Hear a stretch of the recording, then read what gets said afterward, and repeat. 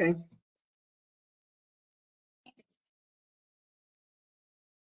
Welcome everyone to Daf Yomi, 1 week at a time.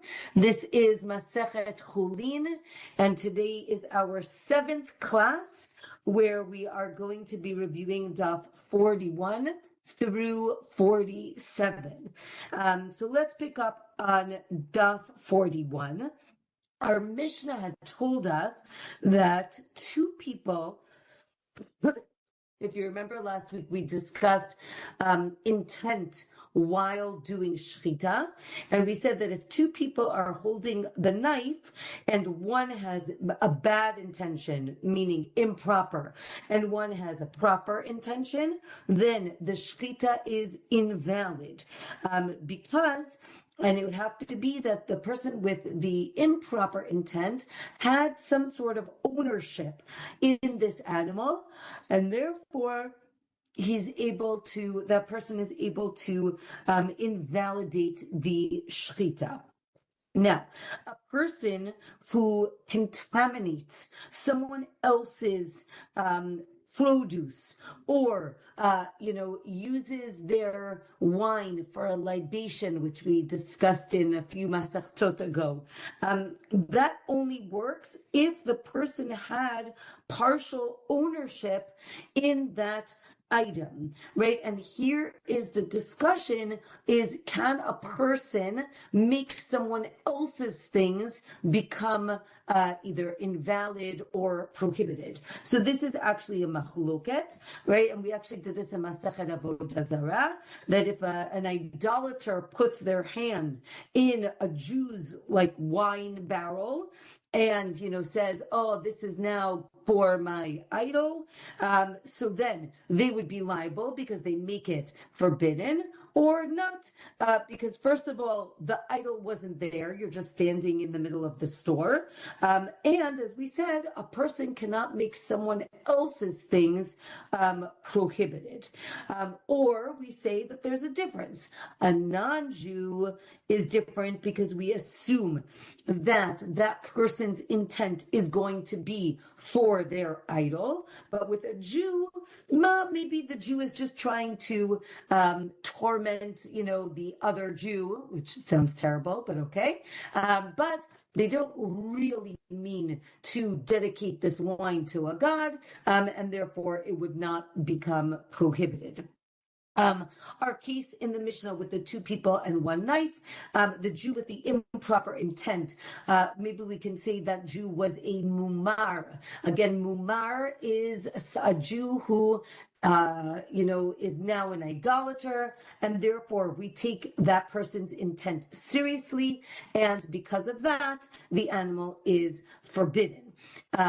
Okay, the next Mishnah says you cannot slaughter an animal over a body of water, over the sea or over the river, because people are going to think that you're doing it for idolatry, right? Again, when people wanted to worship the god of the seas, so then they would sacrifice an animal over the water, right? The idea was that the blood would drip into the water. Therefore, we are not allowed to slaughter an animal over water. You cannot, and you also cannot shecht, you can't slaughter an animal into a vessel. Again, it looks like you are collecting the blood for idolatry, but you can do it into a pool of water, or if you're on a boat, you can do it into a vessel. You also can't shecht into like a hole, but you can make a hole in your house, and we'll explain what this means. You cannot do this in the market, because it seems that's what the Sadducees, the Tzdukim, used to do. So now the Gemara explains you can't shecht into a clear pool of water because it looks like, again, you're shechting, you're slaughtering to your reflection, again, for either idolatry or for ulterior reasons. You can only do it into like a dirty pool of water. We said that you can't, again, shecht into like a hole in the ground, but you can make a place, let's say, outside of that hole, and then shecht, and then the blood basically runs down. Again, if you're doing it to keep your yard clean, you can do it that way. Also, if you're on a boat, you can shecht it over the side of the boat, and then the blood runs down the side of the boat, and that's okay. It's not going directly into the water. Okay, next Mishnah.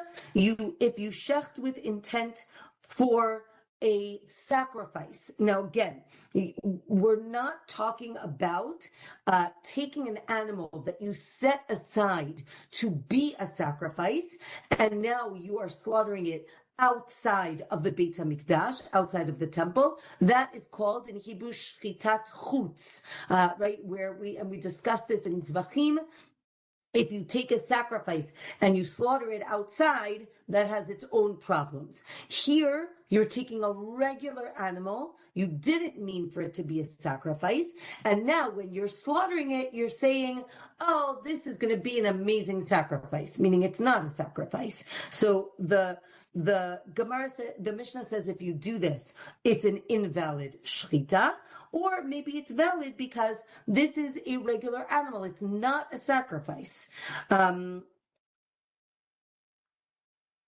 Again, it could be invalid because people might think that it really was a sacrifice. Okay, and again, as we said, two people holding the knife and they slaughter one with improper intent, it's invalid.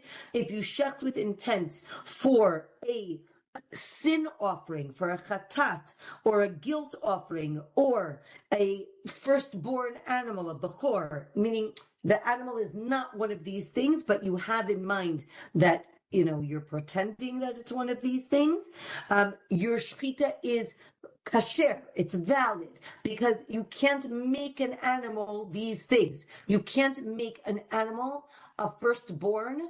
You could say whatever you want. It's never going to be a firstborn if it's not a firstborn. And therefore the shchita is valid. Okay, the Gemara and the Mishnah summarizes that if you can donate this type of animal, this type of sacrifice, then your shchita is invalid because it could be that sacrifice. If you cannot donate it, then the shchita is valid. It's kasher. The Gemara explains again different sacrifices.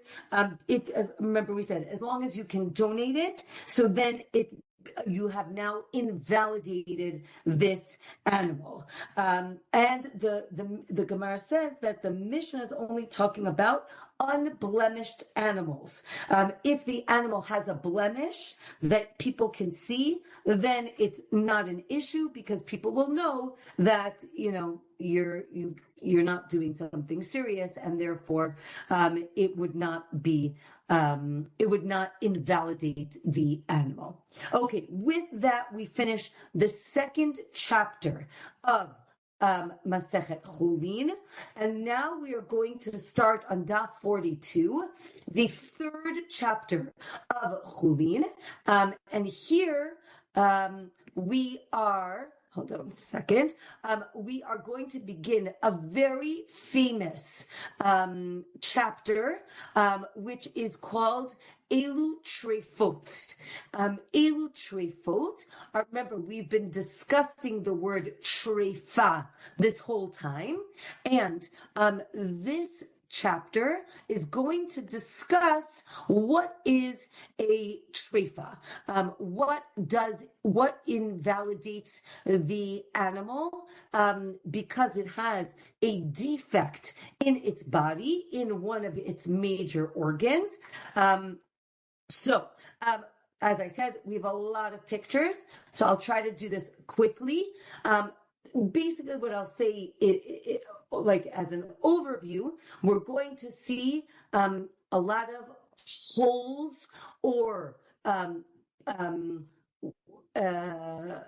missing parts of major organs in the body. And basically, if you know any anatomy, you'll know that in certain parts of our body, when you have a hole, it is very dangerous. That's what makes the animal a treifot.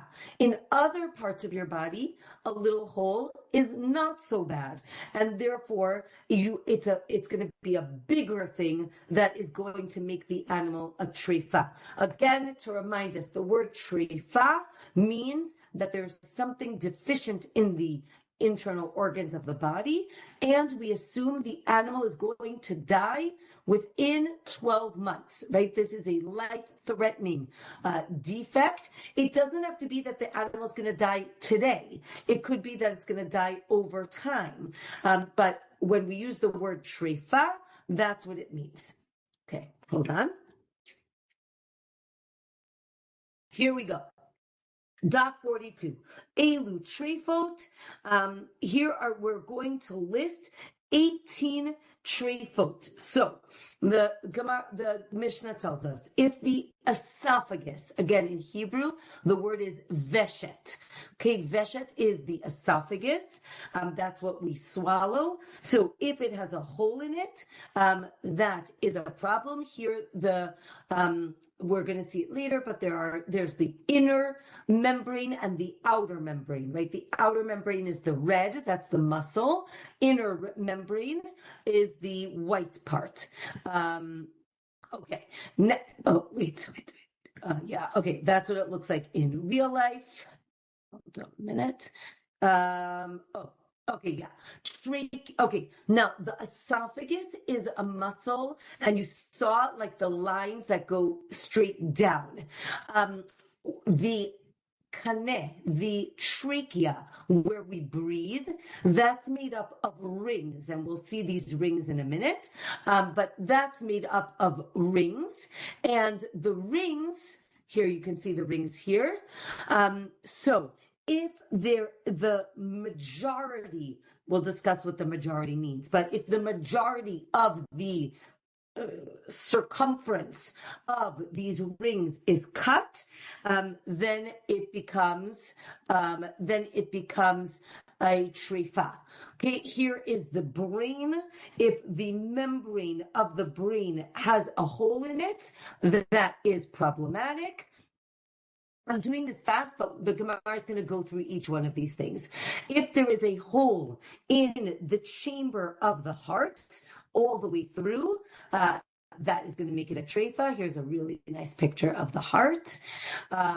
Here's like what it really looks like, and that's a hole. Okay, spinal cord. If the spine is broken and the cord is cut, that is a treifot. The blue is the spinal cord. Okay, so before we get to these are the lungs. The liver, for the liver, it has to be completely removed in order for it to be a treifot, right? We know that you can actually live if part of your liver is not there, and the Gemara understood this. So the only if the entire liver is gone, that would be a treifot.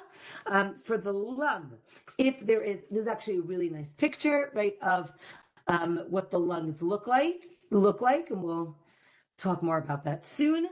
But if there is a hole in the lung or a missing piece, or there's a hole in the bronchi. So if you look at the top, when there's one tube, that's the trachea. That's called the kaneh. When it breaks into two, those are called bronchi. When it breaks into more, those are called bronchioles, and it gets smaller and smaller. So if there are holes in the bronchi or in the trachea, that's where we have a problem. Here's what it looks like in real.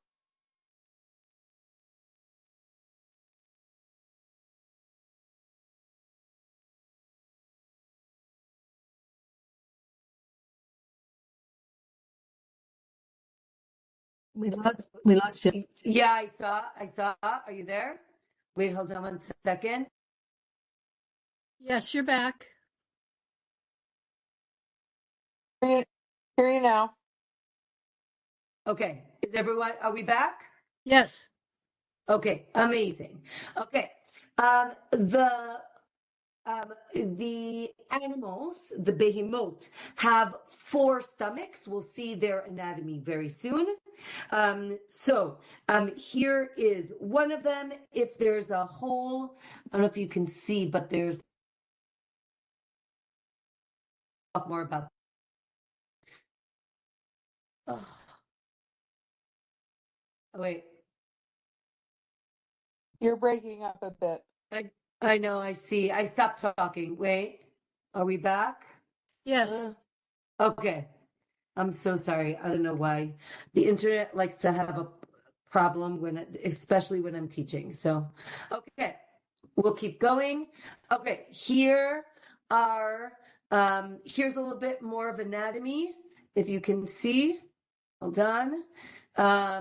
Okay, so here's our cow. You can see the brain, you can see the trachea, the esophagus, you could see the heart, the lungs, the ribs, the spine. Here are the different stomachs of the cow, the kidney, small intestines, etc. Okay, next. And then there's the gallbladder. So if there's a hole in the gallbladder, that's a problem. If there's a hole in the intestines, in the first stomach, in the second and third. Okay, then hold on a second. What are we up to? Okay, we'll get to him in a second. Hold on for a minute. Okay, then the Gemara says if an animal fell off the roof or it broke most of their ribs, if it was clawed by a wolf, all of these things will make it a treifot. If it was clawed by a lion or clawed by a bird of prey, right? And again, as we said, if the defect is a mortal wound,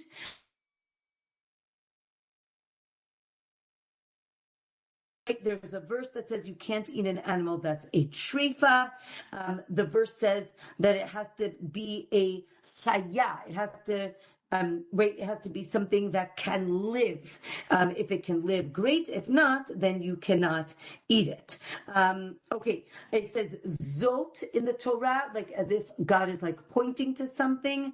So the Gemara tells us that God showed Moshe which animals we can eat and which ones we cannot eat.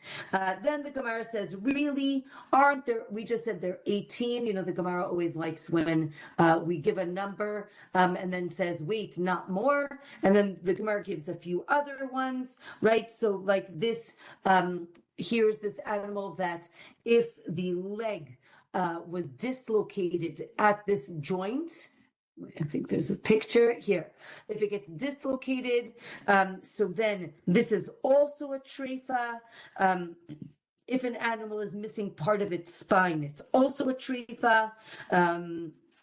And so the Gemara says, you're right. There are more than 18, but we can like categorize them a little bit differently, right? If an animal's hide was peeled off, it's also a treifot, or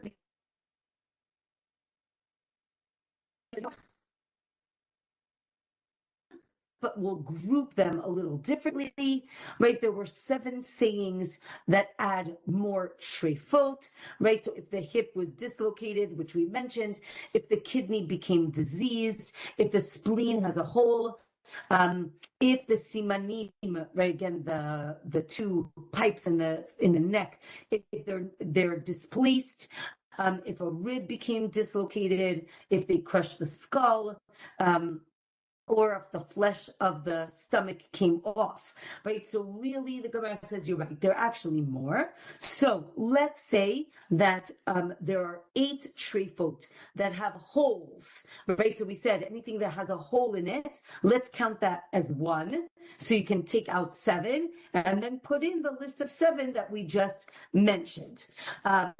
Okay, Daf 43 tells us that there are actually 8 categories that were told to Moshe at Sinai about this concept. So again, it's something that has a hole, or it's cut, or removed, or missing some, it's deficient, or it's torn, or it was mauled by an animal, or it fell, or it broke, right? So those are like the general categories. And again, for all the major organs in the body. Again, there are 8 types of punctures. So the Gemara discusses those.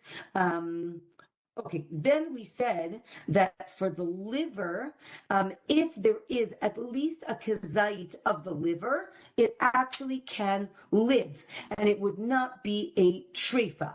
We said that it has to be completely removed. So does there need to be a kazait or not?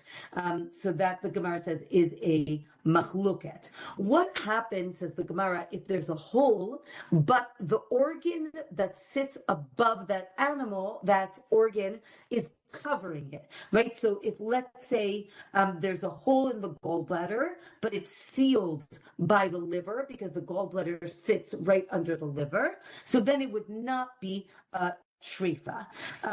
Then the Gemara discusses the kurkevan. Kurkevan is the gizzard, which is the name of the stomach in a bird. And if the outer part of it has a hole, but the inner part does not, it's not a treifa, right? It has to go through. Okay, the Gemara tells us, as we saw in the beginning, that the esophagus actually has 2 layers. The outer red layer, which we said is the muscle, and the inner white layer. If one of these layers has a hole, but not the other, it's not a treifa. If both the layers have a hole, but they don't line up, right? So an inner one and an outer one, so then it is not a treifa.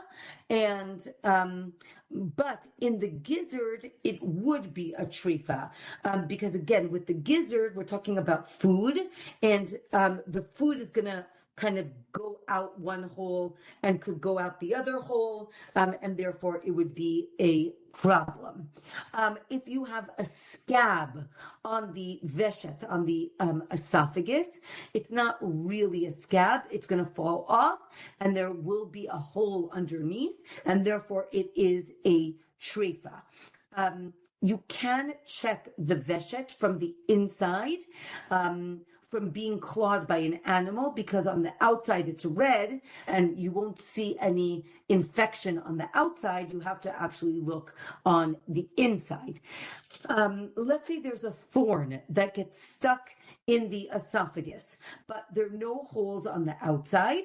You don't have to suspect that there was a hole, right? And it came in from the side. We'll discuss this more actually next week.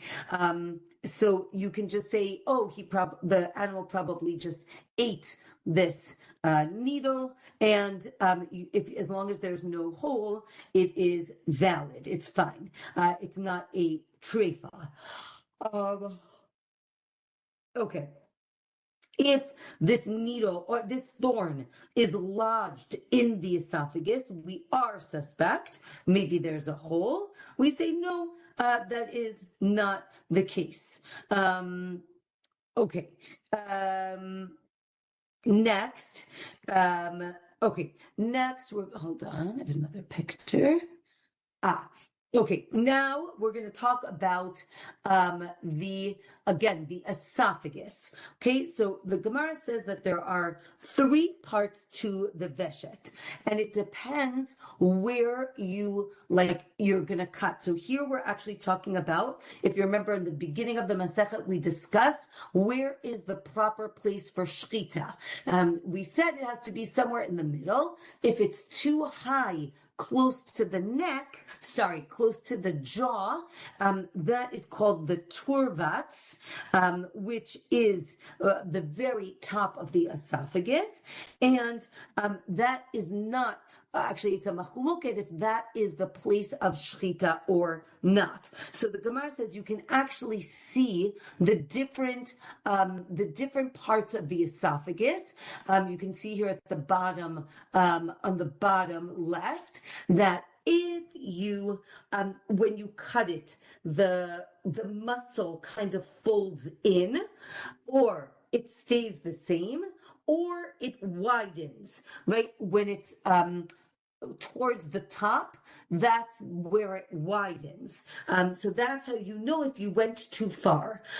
If you started shchita at the turvat, that's at the top, but it ended in the middle, like in the veshet. Remember, sometimes we spoke about it going on an angle. That would be fine. But they actually said that no, it's a treifa because of astringency in both opinions. And the Gemara says, no, we don't do that. And it actually is permitted. And the rabbi who said that it actually is a treifa needs to pay for this animal that they had to throw in the garbage, right? And we know you're not allowed to take stringencies from two different opinions. You need to, right, be consistent. Like we have Beit Hillel, Beit Shammai. You're not allowed to take, one from here and one from there, right? We say you're not allowed to do that. Okay, Daf 44. So we say there is a limit to where you can shecht on the veshet. You can't shecht wherever you want. The Gemara says the turvatz is too high. You need to be at least 2 to 3 fingers above, again, from the bottom, till it goes into the stomach. Okay, now let's say if the turvat, again, the top of the esophagus, is pulled away from the jaw, it is fine, it's kosher. If it's only, again, if it's not completely detached, if it's only the majority, it's kosher. But if it's majority, if it's majority, then it is a treifa. Okay. Okay. When we were talking about the trachea. So we have a picture here at the bottom. When we talk about rove, right, again, the trachea are rings of cartilage. So the question is it a majority of the thickness or the majority of the whole, right? You can see the difference because the cartilage adds a thickness to the trachea. Or are we talking about the actual inside space, and it has to be a majority of that? Okay, and the Gemara gives, it's important to realize that the Gemara gives a lot of cases where one rabbi said it was kosher, one rabbi said it was not kosher, or one rabbi didn't know and another rabbi did know. And there's a lot of discussion, and we could see that it wasn't like one opinion across the board, but there were different opinions even in the time of the Mishnah and the Gemara. Okay, so we said, let's go to Daf 145. Again, here's the trachea and the rings of the trachea. Here are more. No. Okay. Well done. Okay. Now we have the Gemara talks about holes in the trachea, right? So you see there's like little holes all the way around. If there are a lot of holes in the trachea, we combine them, right? We add them up, and if it's a majority, then it's invalid. If there are a lot of small holes in the skull, they combine again for a certain amount, a shi'ur. So what is the amount for the trachea? We say it's the amount of the size of a coin. Here's a coin, an isar. And that is, now the Gemara says there's 2 types of holes, right? One is where it's actually missing. You can see he like again, sorry if I forgot to mention, right? These pictures are from Rabbi Eli Stefanski. He gives a daily, the pictures are amazing. You can find his shiurim on YouTube. These are all like AI generated pictures. So you can see here there are holes. These holes are like almost like a hole puncher, right? Where you take out pieces of the trachea. The other is the picture that we saw before where there's just like a hole, right? Like a pin like pricked it. And that would, those are, so again, if you're missing parts, it would be the size of an isar. If it's just a puncture, so then it's majority, it's rove. Okay. Wait with this picture, we're not there yet. If part of the trachea was removed along the length, it would be invalid. Let's say we're talking about birds. If you cut the area where the holes are, and then you like bend it down, and you see if it covers a majority of, again, of the inside space, and that's how you determine if it's a majority or not. Okay.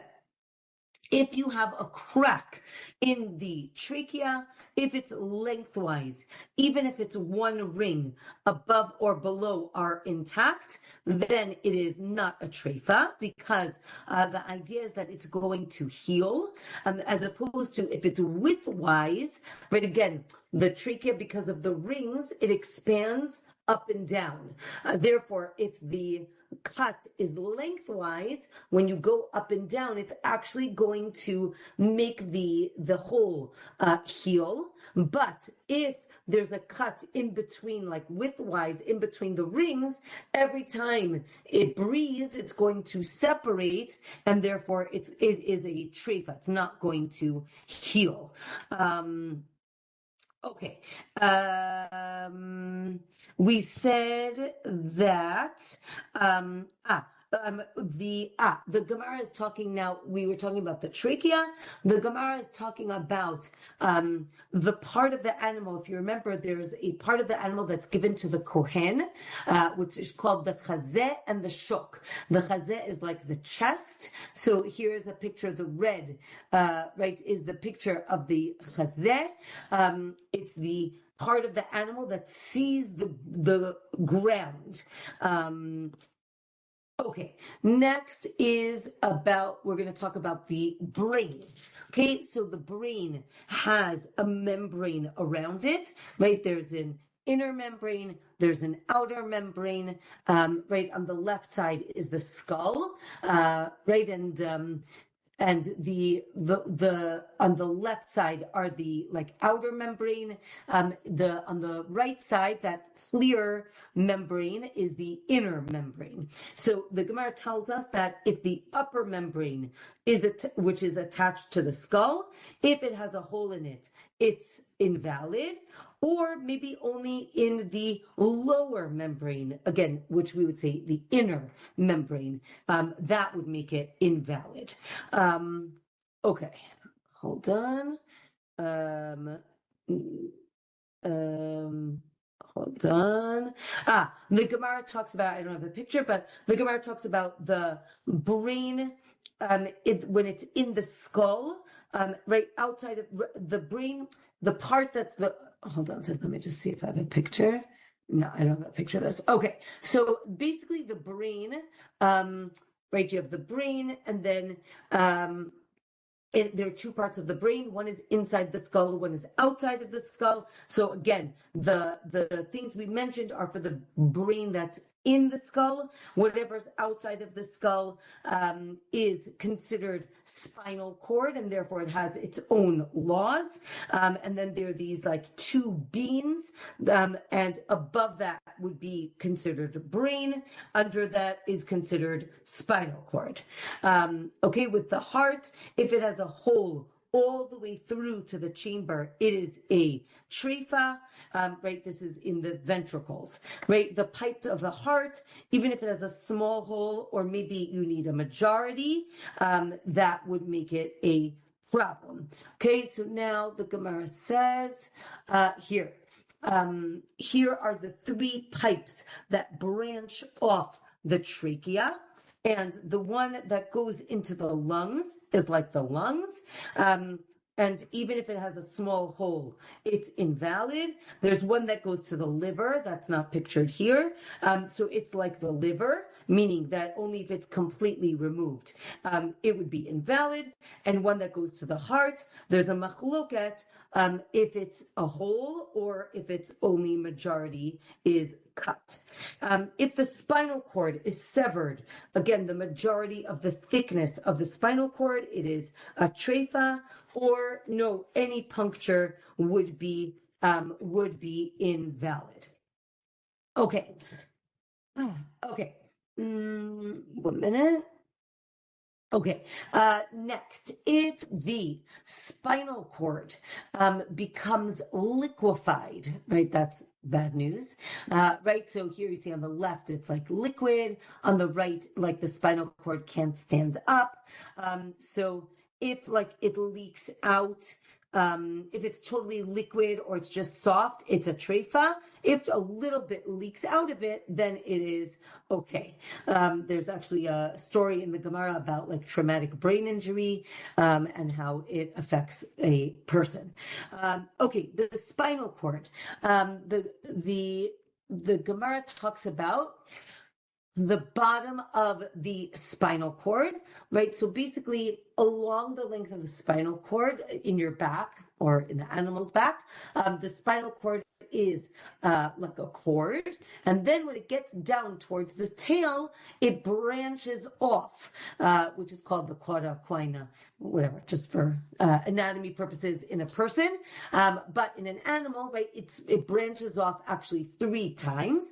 So the Gemara says that where it starts to branch is called part of the spinal cord, all the way, the third one is not part of the spinal cord, and then there's a machloket about the middle one.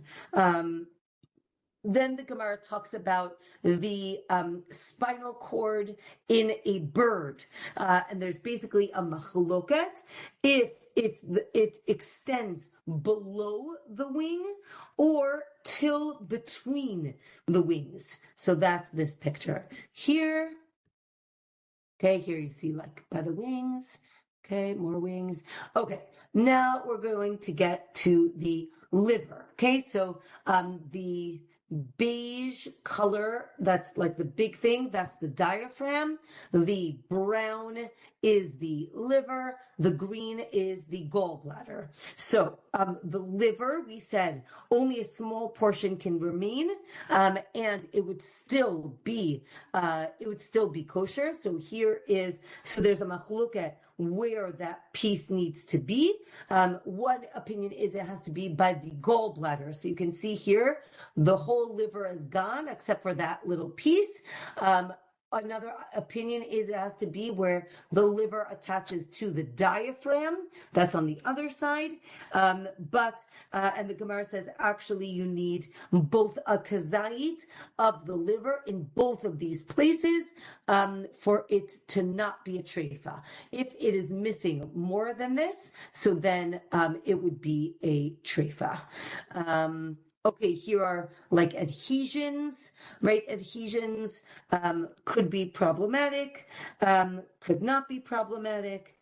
And the Gemara discusses if it becomes a treifot or not.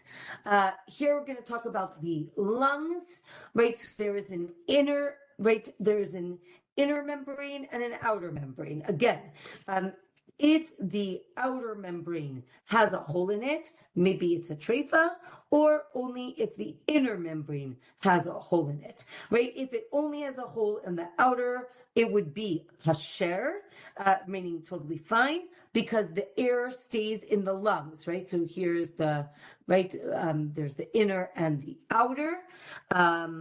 If the outer membrane is missing, it also still is kasher. If only the inner membrane has a hole, it's a machloket if the air can escape or not, and then would it be a treifa or not? And the Gemara says, how do you figure out if there's a hole in the lung? So they actually blow into the lungs, and if you hear like a noise, like a whistling, that means air is escaping. So you basically put a feather or some like spit over that hole, and then if you blow and the spit bubbles or the feather moves, so then it's a treifa, because it means the air is escaping out of the lungs. If you don't see the hole, you actually put it into water, and then you blow, and if you see bubbles, like reminds me of like when you check a flat tire, right? So if you see bubbles, then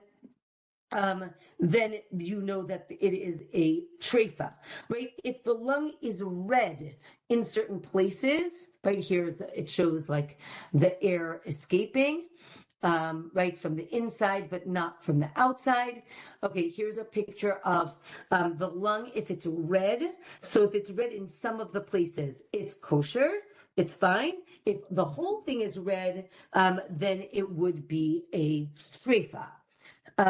Okay, right, because it could still heal.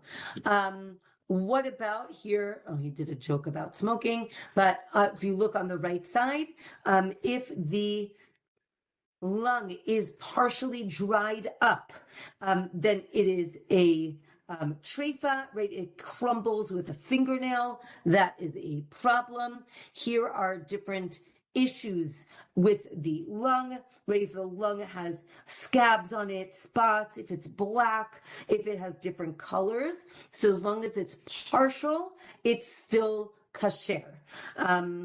Now, if two of the lobes, I think I have a picture of this. Okay, here are the lobes of the okay, this is not a normal. Hold on, let me see if you can see normal. Okay, right. So basically, this is also not normal. Oh, here's an adhesion. If you look on the side, here's an adhesion. So if you have an adhesion, if it's attached, again, one side of the lungs has 2 lobes, one has 3 lobes, and if lobe 1 and 3 are connected, so then it is a treifa. If the lobe that's near each other, right, 1 and 2, 2 or 3, then if it's connected, then that is fine. If you have a blister that hold on one second. The top 47, right? If you have 2 blisters next to each other, so it's actually a treifa. But if it's one, right, big one basically, so then it is okay. Okay, and then the Gemara talks about, here's the, right, if you hang the animal upside down, so you see, right, the lobes, the different sides. If the number is reversed, or you have right, so if you have an extra lobe or a missing lobe, if you have missing or extra, it's a treifa. Or another opinion is if there's an extra lobe, it would still be valid. Okay. Here you see like either extra. Okay, then the Gemara here shows you, right, if there's an extra one that's in between the lobes, that's fine. If it's not in between, then it's not fine.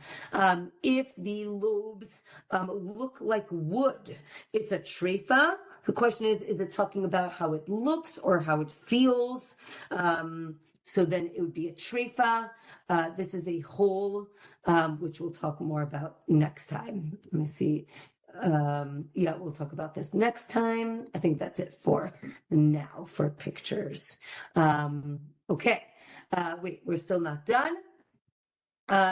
Next, if the lungs are blue, it's valid, or kasher. If it's black, it's a treifa. If it's green, it's kasher. If it's red, it's kasher. And the Gemara talks about if the lung looks like the liver, so then it's valid. If it looks like meat, it's a treifot, meaning that it's supposed to look a certain way, and if it doesn't, it's a problem. If the lung is yellow, it's also a treifot. If there's a clogged area in the lung, so you like puncture it, like it's like a blister, you puncture it. If pus comes out, it's kasher. If not, so then you blow into the lungs and you see if air can go out. It means that, again, if yes, it's kasher. If no, it's a treifot, meaning it was blocked. If you have a scab from a wound, it's a treifot, means that there's a hole there. If the lung dissolves into liquid, right, it like liquefies, it's kasher, as long as the membrane is intact.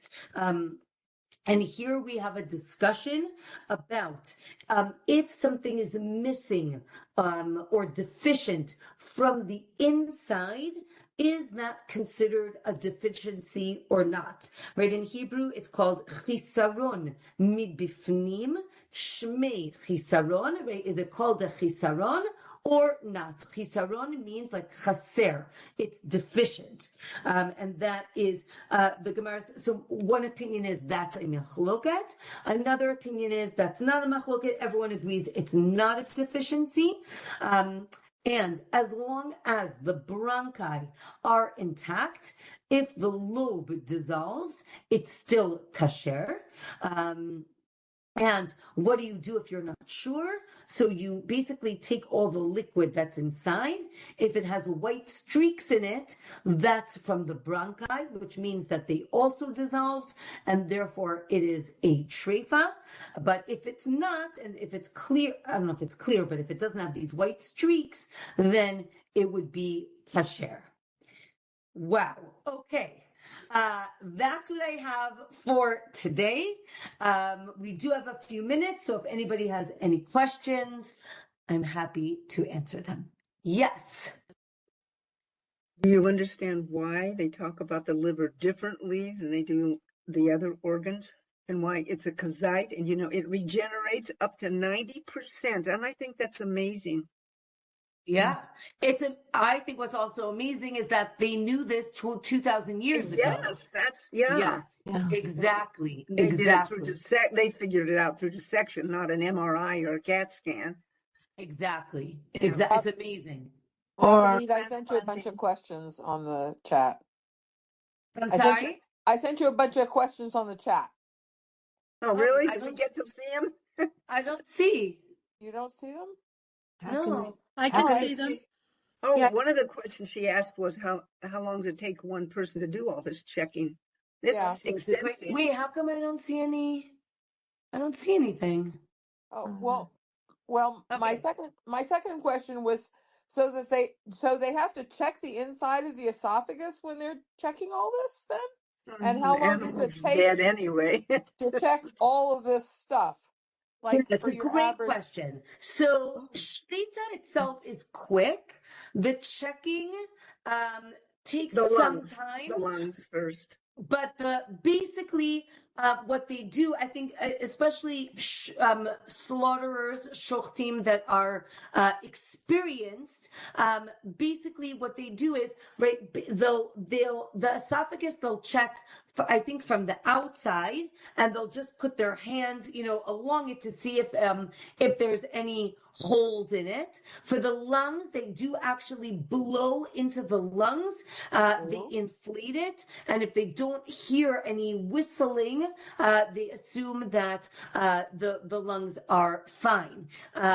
It's a good question in terms of all the other checking, and I think that that's the difference. Definitely in Israel, there are different types of shchita, and that's dependent on the stringencies of how they check and what they check. Certain, I would say, certain shchitas will check more, and certain will check less. But it's a good question in terms of how long the entire process takes. Don't forget, definitely in a slaughterhouse, they'll they'll check. But sometimes I think they keep slaughtering and then they come back to those animals. So it's a good question. I'm not sure exactly. I'll look it up and see if I can find an answer Thank for you, you. Rabbanit. My other question was, I've been away for 8 weeks, so I've been just trying to catch up. And you were talking about when you were cutting the trachea, and it seemed like you were saying, as I understood it, that you had to cut on the space in between the rings. And if that's true, how the heck do they know that when unless they open up all the skin ahead of time to see what they're doing? You can feel it. You Oh, can you feel can feel it. You can Okay, feel it. okay, so you can just sort of feel through the skin that you're at the right spot. Thank you Exactly. very much. I've been really worried about this. Thank you so much. Oh, no problem. Anytime. Okay, more questions, comments. Concerning the checking of the esophagus, I remember that there was a very interesting story on that page where one rabbi was testing his student. So he started to just check the outside and he wasn't checking the inside. And the student said, "But I thought we're supposed to," and then he went and turned it inside out, if I remember correctly. And he was just, but as you read the story, the way they told it, you really couldn't tell if he was saying, "I just was checking you," or if he had forgotten and then he was, backtracking for his ego. But in any case, do you remember that story? Do I have it correct? Yes, excellent. There are a few stories in these dapim that I skipped a little bit just because we had 1,000 pictures to go through. But it is important to understand that as I said it before, not everyone was familiar with all the laws, and B, you had to be an expert in order to be a shochet, right? You had to know, and we have a lot of stories where they asked one rabbi and he wasn't sure, so they asked another rabbi and he sent the response, right? This story about the teacher and the student. So you really see that not everybody knew all the laws, and they were really trying to teach each other what again, it is quite complicated. Also, I saw, if you're familiar, there's a website called AllDaf, ALLDAF, and I think that they uploaded a few videos of actual shchita and different things. So if you are curious, you can see in terms of, I guess, how they check, and if you want to see more.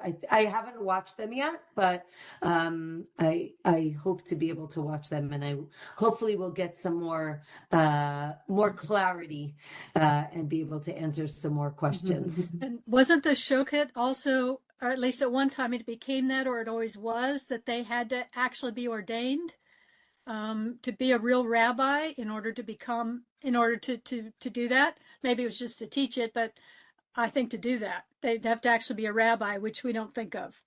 She's gone, but anyway. Oh, Did you say I- goodbye? Oh, there you are. I'm back. Did they have to be ordained, you asked? There was I had heard that they actually had to be a real rabbi in order to be a shochet. So it isn't just that you learned everything about the animal. You had to know everything about, being Jewish. You needed to be an expert. I don't know about rabbi, but it talks about being an expert. And if we said in the beginning of the Masechet, do you have to call an expert? I said, no, a shochet is the expert. Otherwise, you're not doing it. And because of all these intricacies, you really needed to know what you were doing. And again, nowadays, the people who do this are experts. They do it quickly. I think that they, again, it sounds very complicated to us, but I think they're so in tune with what they're doing. I think they do it quite quickly. Again, I'm not sure exactly how Rabbanit, long. are there ever female shochets? Is that just not normal, or is it not allowed? It's a good question. I don't know. Let me take a step back. A woman could be a shochet, but I don't know of any, just because it's just physically quite strenuous, and B, I find women do not want to do these things, but I don't think that there's any issue with a woman being a shochet if that is something that she wanted to do. At least for some, Well, it reminded me a lot of the cadavers I did in medical school, but it's not a job I would want, but I just thought maybe you're not actually allowed to, if you're a woman, to be a shochet. That's what I was wondering. It's a great question. It also reminds me of my gross anatomy classes. Right. But again, it's very different. Don't forget, there's a lot of blood. We got the cadavers. They were dead already. We didn't have to kill them. But if you remember, we did discuss even in the temple, right? If you wanted to shecht, you could. Right. So again, it's I don't think that there's an issue specifically here, but it's not something that I am familiar with in terms of women being shochtim. Thank you. And nowadays they do so much more for us, right? It's already soaked and salted and that sort of thing. She's gone, but she'll be back. Oh, I remember that. So, it's already soaked and salted, but the women used to do that to I used to have a rack the kashrut. I used to have a rack in my bathtub that I would, and I would soak or salt everything and hang it there. You had to clean out the bathtub before you put the kids in it. Wow. Yeah. Well, yeah, I remember learning in seminary how to put the chicken, and I just forget it. Thank goodness we don't have to do that anymore. Right, I go to the store. This was in the 70s, but go to the store, get it ready. Get a chicken under wrap. Yeah. Whatever. Yeah. It was enough to make you just have pasta for Shabbos. Yeah. Here's an interesting story since we're waiting for her to come on so we can say goodbye. When meat is moved from coast to coast, and they want to keep it kosher, they can't make one run. They have to stop someplace in between, like Fort Wayne, Indiana. I just happened to have experienced it. And the rabbi there, and I went to the truck, put the thing up, and we hosed down all of the meat. So I thought that was That's something to experience. Wow. Why can't they do coast country? Because it dries out. But it's not under refrigeration. Huge 18-wheeler. Wow. Thank you, Rabbanit. Thank you, Rabbanit, very much. Bye-bye. We appreciate it. Yeah, my internet keeps going in and out, so I think I'm gonna stop now. But thank you for your patience. And Chodesh Tov, everybody. And Chodesh Tov. I'm looking forward to seeing you next week. Thank